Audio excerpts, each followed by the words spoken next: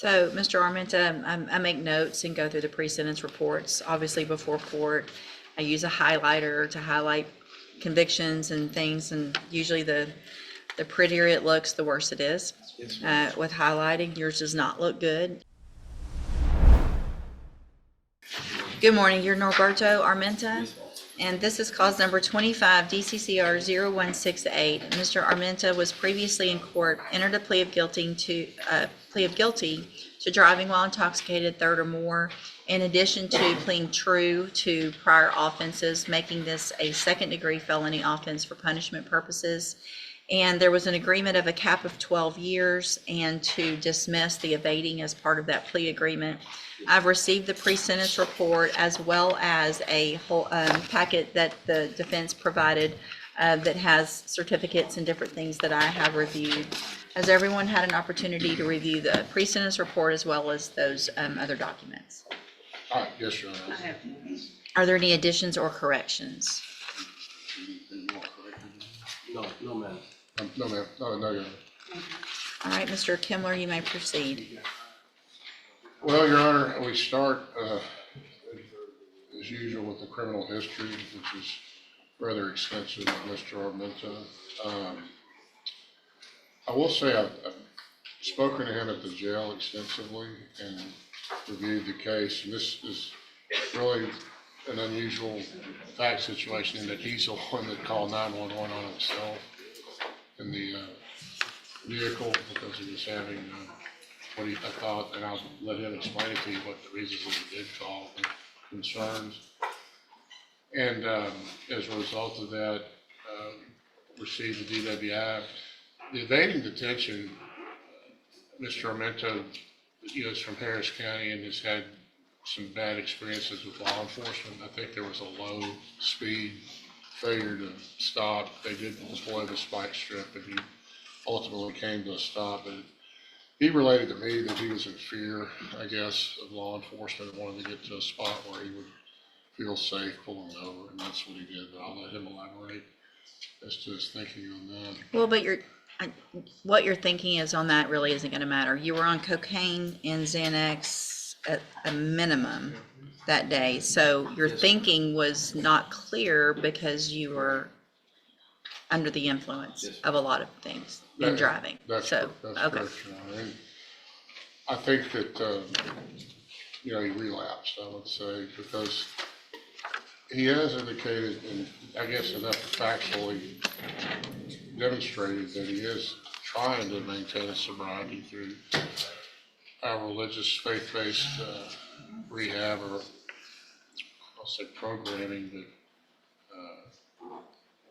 efforts to maintain his sobriety. The certificates that have been provided to the court were obtained by him while he was in custody in Harris County Jail, awaiting transfer over here. He does have a motion to revoke probation in Harris County for a DWI that will be resolved after this case is disposed of.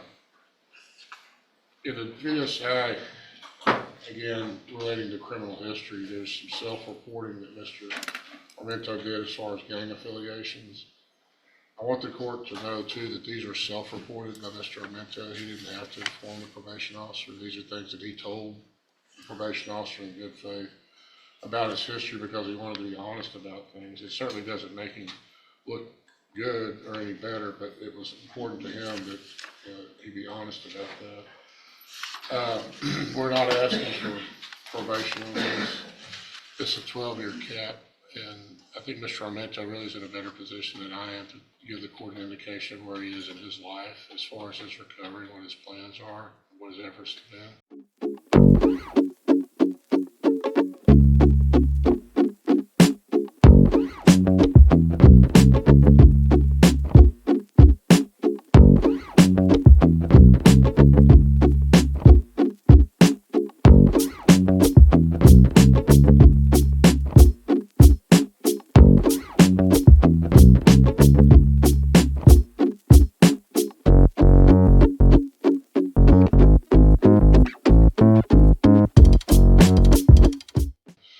So I would defer to him at this point to talk to the judge and let her know where you are. Did she get my copies? Yes, and he also, yes, there's some paperwork, he was in San Jacinto College, I think. Right. Yes, ma'am. Good morning. My whole life, I've been a criminal all my whole life. 2015, I began to change my life. I gave myself to God, and I mean, there's not much I can say, but I never, ever since I started doing recovery and trying to change my life, I had difficulties, and I was doing good, and I relapsed. And Your Honor, I never dialed 911, and what they're teaching us is to take responsibility for your actions, and and that's one thing that I wanted to do is I wanted help, and I wanted to get locked up for a while and take classes, and that's what I've done before, and that's the only way I knew how to get help. And I apologize to the courtroom for my mistakes that I've made, but I've never called 911 on myself, and I feel like that's a big step as well. As doesn't make it any better, but I wasn't asking for probation, 2 years, 3 years, 4 years. I asked for 5 because I felt like, I don't know if that was a good punishment for me, but I felt like I needed to get away for a while from the wrongs that I did, my mistakes, and I'll take full responsibility for my actions. And I'm sorry for what I caused. But I do have a daughter, and she's asking for me, and I'm just trying to better myself for her. And I never thought that changing my life would have to deal with me being an addict, and that's what I'm dealing with now. Thank you. Sorry. Thank you. Ms. Malfino? Judge, obviously, his criminal history dictates that somewhere in the range of 10 to 12 years would be appropriate for him and would have been a sentence that was mitigated by the cap. I do appreciate his honesty.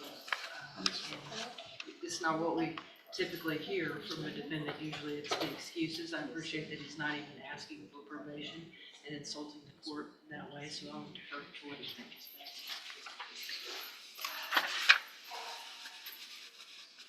So, Mr. Armenta, I make notes and go through the pre-sentence reports. Obviously, before court, I use a highlighter to highlight convictions and things, and usually the prettier it looks, the worse it is.